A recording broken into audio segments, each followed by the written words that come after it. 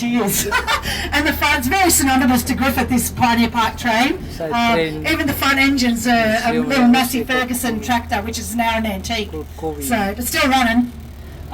This little shop here, what was a shop, is the Seroptimus building. So the Seroptimus built that, and that was our front entry. So as you came in the museum, this is where you'd come. So that's how small it was. And they had their souvenirs and whatnot in there. Now it holds a little textile exhibition in there, dresses and whatnot. So if you haven't been in there, have a look, jump in and have a look. Look at the post office. Now this was a biggie. They knew they couldn't bring the whole post office here on the back of the truck or whatever. So the volunteers went down and they plucked those signs off, those windows, the doors, all the internal fittings from the post office. But they couldn't save the bricks. They had no means of recycling and saving the bricks. So they put that in storage for about 10 years, and then they rebuilt a smaller. So I say it's a recreation, but it's a smaller version of what that post office was. So it's about half the size, but that's what it looks like. We've gone past my office, which is the old nurses' quarters. So the nurses used to live next to the hospital to look after the patients. They lived and stayed at the hospital. That was the quarters, and that's our office. And very modern. We walk in and we turn our lights on by pulling the strings down. Literally, to this day, we still do it. This beautiful building here. This is one of those ones that the Rotary Club and the Pioneer Park volunteers took 2 years to bring here. Now, if you look at the trees around the building, they're the cypress pine logs, and that's what the building's made from.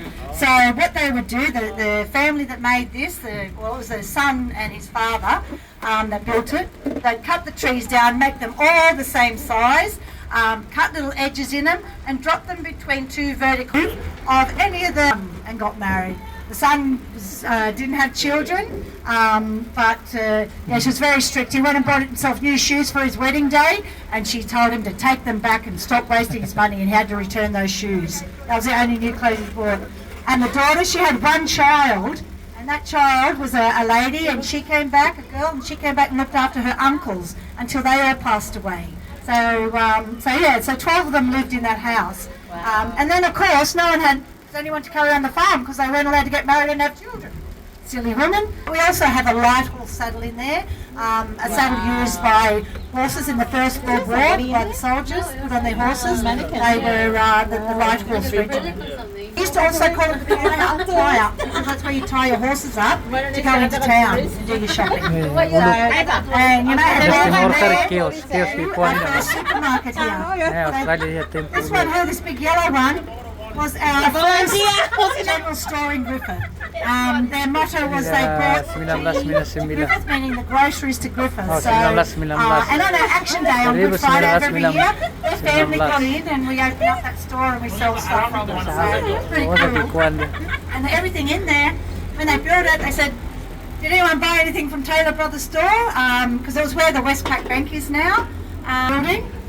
But the reason why it's here is because Mr. Rathbone was one of the pioneers of Pioneer Park, and he grew up in this building on the farm, which had the house, the stables, it had a cellar, and it had this blacksmith behind us. So he grew up with his grandparents because his parents had died young, and then he made his move.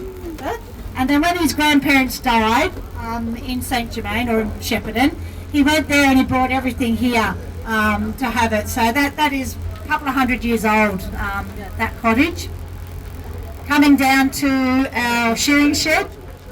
If you've been here, sheep they shear the sheep, the live sheep, the old style, the old shearers, and they lay it out and they fleece it and they have rouseabouts here, and even sometimes the women will spin the wool to show kids what it looks like, what the wool turns into basically. So.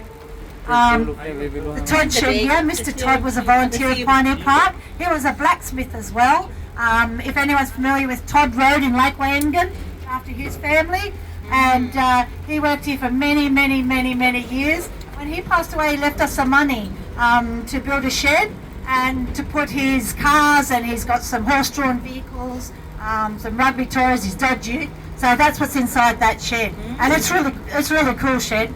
That's a digger. That used to dig. That dug out our channels. So that was used very very much like you see it now. It would have been on the edge, and we've been digging the channel out to all those big channels you see that run through Griffith. That's why they say the water is the life of Griffith, because that's actually what made us grow, having water here. Otherwise, the farmers would try and farm. If you look at the dirt here, you know, this is what they'd be trying to farm, and it was too hard, and they'd be like, no way. It wasn't until we got water through the area that our town could grow.